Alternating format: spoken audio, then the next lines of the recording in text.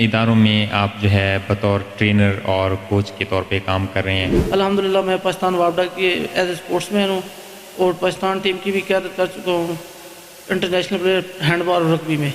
Introduction کروا دیں ہمارے ناظرین، کیونکہ بہت سارے لوگ جانتے نہیں ہیں کہ ہینڈ بال رگبی ہوتا کیا ہے۔ پاکستان آرمی کی مختلف یونٹس ہیں میرے پاس، 15 سے 20 یونٹس ہیں جن میں کوچنگ کر رہا ہوں ہینڈ بال اور رگبی کی۔ کہاں سے ہوا انتخاب؟ کس نے آپ کو سب سے پہلے اسکول لیول یا کالج لیول پہ اس گیم کے لیے چنا؟ اس کے علاوہ میں اسکول لیول پہ بکھر ڈسٹرکٹ کے سرگودا ڈویژن کی بھی میں نے کوچنگ کی ہے 3 سال۔ زندگی کا کوئی ایسا واقعہ ہوا سپورٹس کے دوران، یا آپ کی زندگی کا کوئی آئیڈیل ہے سپورٹس کے حوالے سے ہو؟ تو میں آرمی میں سر اکرم نیازی صاحب جو ہمارے ٹیچر بھی ہیں، ان کے ریفرنس سے میں آرمی میں گیا اور الحمدللہ آج تک میں نے اس کو قائم رکھا۔ السلام علیکم ناظرین، چینل وننگ ورڈز کے پروگرام بھرپور زندگی سے ایک بار پھر سید کا فواد آپ کی خدمت میں حاضر ہے۔ جیسا کہ آپ جانتے ہیں کہ اس پروگرام کا مقصد ہے کامیاب لوگوں سے آپ کی ملاقات کروانا، لیکن آج جو شخصیت یہاں میرے سامنے موجود ہے بہت بڑے سپورٹس مین ہیں اور سپورٹس میں ان کی بہت ساری اچیومنٹس ہیں۔ ہینڈ بال رگبی کے یہ مایہ ناز پلیئر ہیں۔ پاکستان واپس سے انہوں نے نمائندگی کی اور اس کے بعد بہت ساری فتوحات حاصل کی، انٹرنیشنل لیول تک انہوں نے فتوحات حاصل کی، ملک اور قوم کا نام انہوں نے روشن کیا دیار غیر میں بھی۔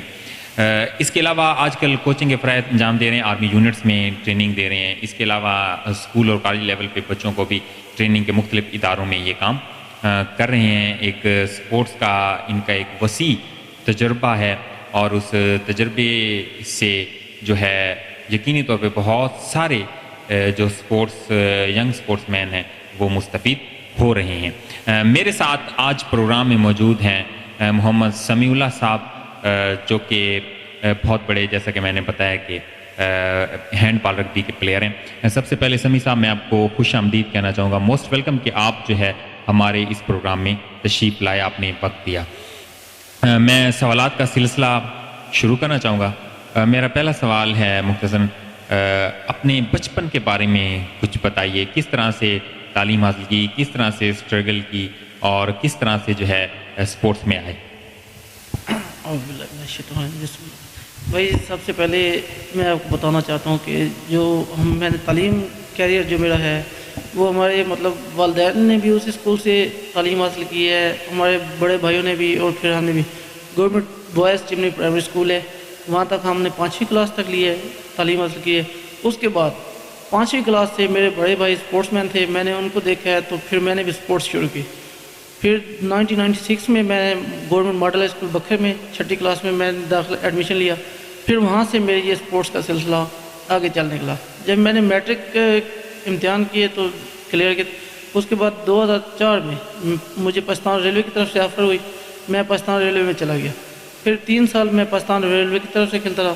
اس کے بعد ریلوے سے پھر مجھے وابڈا کی آفر ہوئی، پھر اس سے لے کے آج تک الحمدللہ میں پاکستان وابڈا کی ایز اے اسپورٹس مین ہوں اور پاکستان ٹیم کی بھی قیادت کر چکا ہوں انٹرنیشنل پلیئر ہینڈ بال اور رگبی میں۔ اس کے بعد میں نے اب کوچنگ آرمی کی پہلے اسکول لیول سے میں نے کوچنگ سٹارٹ کی تھی ادھر اپنے بکھر ڈسٹرکٹ میں، جو ہمارے ہیں ہائی اسکول ہے ان میں کوچنگ سٹارٹ کی۔ پھر میں نے کالجز میں کی، اس کے بعد یونیورسٹی لیول پہ کی۔ اس کے بعد 2010 سے لے کے آج تک میں پاکستان آرمی کی مختلف یونٹس ہیں میرے پاس، 15 سے 20 یونٹس ہیں جن میں کوچنگ کر رہا ہوں ہینڈ بال رگبی کی، اور الحمدللہ میری جتنی بھی ٹیمیں میں نے آج تک کرائی ہیں وہ سب پوزیشن ہولڈر ہیں۔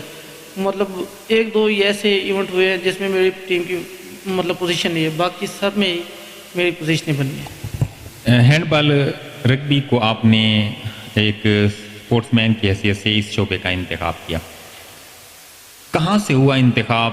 کس نے آپ کو سب سے پہلے اسکول لیول یا کالج لیول پہ اس گیم کے لیے چنا؟ میرا جو خاندان ہے، فیملی ہے، وہ تقریباً سبھی اسپورٹس مین ہیں۔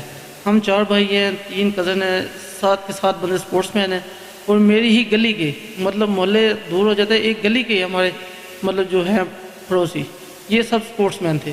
لیکن مجھے سب سے پہلے گراؤنڈ میں لے جانے والا میرا بڑا بھائی ہے محمد سیف اللہ اور ظہور حسین، انہوں نے مجھے یہ گراؤنڈ میں لے کے گئے۔ میں آپ کو ایک بات بتاؤں، جب 1996 میں نے گیم سٹارٹ کی تھی تب یہ عالم تھا کہ ہمارے پاس ٹریک سوٹ یا کٹ وغیرہ اتنی نہیں تھی، میں نے پہلے صرف شرٹ پہنی تھی، نیچے شلوار تھی۔ وہ دن مجھے آج تک بھی یاد ہے، مغرب کے بعد پہلا دن تھا جب میں نے کٹ کی تھی، اس کے بعد پھر یہ سلسلہ آہستہ آہستہ چل نکلا اور الحمدللہ آج اس لیول پہ ہے کہ میں انٹرنیشنل پلیئر بھی ہوں. اور دیکھیں کہ بکھر میں میرے خیال میں میرے سوا کوئی ایسا پلیئر نہیں ہے جس نے آرمی کی کوچنگ کی ہو. ماشاء اللہ سے آپ کی کافی ساری جو اسناد ہیں، اعزازی اسناد جو آپ کو آپ کی شاندار کارکردگی پہ آپ کو دی گئیں. اس کے علاوہ آپ کے پاس میڈلز بھی پڑے ہیں. تو ذرا ہمارے ناظرین کو بتائیے کہ کس طرح سے فتوحات کا سلسلہ چلا اور شاندار فتوحات آپ نے حاصل کی، کس طرح سے اس سفر کو طے کیا؟ میں آپ کو سب سے مزے کی ایک بات بتاؤں. جب ہمارا یہ ڈسٹرکٹ لیول، پھر ڈویژنل لیول اور پھر پنجاب لیول آتا ہے، اس کے بعد ڈپارٹمنٹ آتے ہیں. میں ڈسٹرکٹ ڈویژنل لیول پہ کھیلا ہوں، لیکن جب صوبائی لیول پہ آیا تو میں نے تقریباً 20 سے 25 ہینڈ بال کے کیمپ کیے فیصل آباد میں. لیکن میرے خیال میں صرف ایک ہی اس میں مجھے انہوں نے سلیکٹ کیا، صرف اس وجہ سے کہ وہاں پہ لوگ سفارشی تھے، سب کچھ تھا. لیکن میں نے ان 4-5 سالوں میں ہمت نہیں آ رہی، میں نے گیم نہیں چھوڑی کہ گیم دل برداشتہ ہو کے گیم چھوڑ دیا، لیکن میں کھیلتا رہا. پھر میرا الحمدللہ پاکستان ریلوے نے مجھے بلا لیا آفر کی.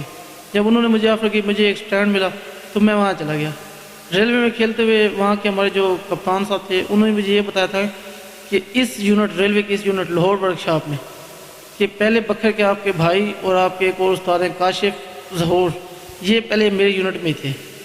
وہ بھی پھر جیسے ریلوے انہوں نے چھوڑے، ان کو بھی وابڈا نے آفر کی، وہ پھر وابڈا پہ ہوں گے. پھر میں ریلوے میں 3 سال رہنے کے بعد مجھے بھی وابڈا نے آفر کی اور میں وابڈا میں چلا گیا. زبردست.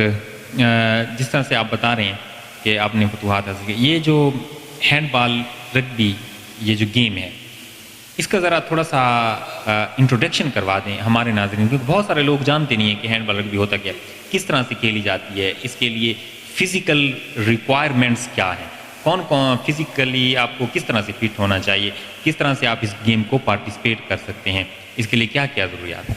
میں سب سے پہلے آپ کو ہینڈ بال کا تھوڑا سا تعارف کرا دوں. ہینڈ بال کا جو گراؤنڈ ہوتا ہے وہ 40 میٹر اور اس کی 20 میٹر ہوتی ہے لینتھ. ٹھیک ہے. پول اس کے 2-3 کے ہوتے ہیں، 2 میٹر ہائٹ اور 3 میٹر لینتھ ہوتی ہے اس کی. ٹھیک ہے. اس میں 14 پلیئر ایک ٹیم میں ہوتے ہیں، 7 اندر کھیلتے ہیں، 7 ریزرو ہوتے ہیں، چینج پہ ہوتے ہیں. ایک کیپر ہوتا ہے، آگے ایک 6 میٹر کی ڈی ہوتی ہے، اس پہ 6 بندے ڈیفینڈ کرتے ہیں. ٹھیک ہے. اب یہ جو ڈی ہوتی ہے یہ ایک ریڈ زون ہے، اس کے اندر آپ لوگ نہ اپنی ٹیم جا سکتی ہے نہ مخالف ٹیم جا سکتی ہے. ٹھیک ہے. تو یہ اس کے باہر سے گول کرنا ہوتا ہے. ٹھیک ہے. ہینڈ بال میں اس کی مطلب یہ اس کو چینج کرنے کا، جو پلیئر مطلب کوئی انجرڈ ہو جاتا ہے تو اس کو اٹھا کے باہر لے جانے کے لیے آپ اندر سے باہر سے اندر نہیں آئیں گے، پہلے اس پلیئر کو باہر لے آئیں گے، پھر آپ مطلب وہ چینج کریں گے. ٹھیک ہے. اس کے بعد آپ دیکھ سکتے ہیں ہینڈ بال میں کہ آپ کو فزیکلی مطلب آپ کی پھرتی ہونی چاہیے، آپ ایکٹیو ہونے چاہیے، آپ کے جسم میں لچک ہونی چاہیے، اسٹیمنا ہونا چاہیے، اسپیڈ ہونی چاہیے. ٹھیک ہے. اور آپ ذہنی طور پہ 24 گھنٹے ادھر حاضر ہوں گے گراؤنڈ میں. ٹھیک ہے. کہ آپ پاس کسی ٹائم بھی، یہ ایک ایسی گیم ہے جس میں بلائنڈ پاس بھی آتا ہے. ٹھیک ہے. آپ کو بالکل ایکٹیو رہنا پڑتا ہے. یہ نہیں کہ آپ کسی جگہ پہ تیر رہے ہیں انارکلی میں یا اس طرح نہیں، آپ کو ایکٹیو رہنا پڑتا ہے. ٹھیک ہے. کہ کسی ٹائم بھی آپ کے پاس کہیں سے بھی بال آ سکتی ہے.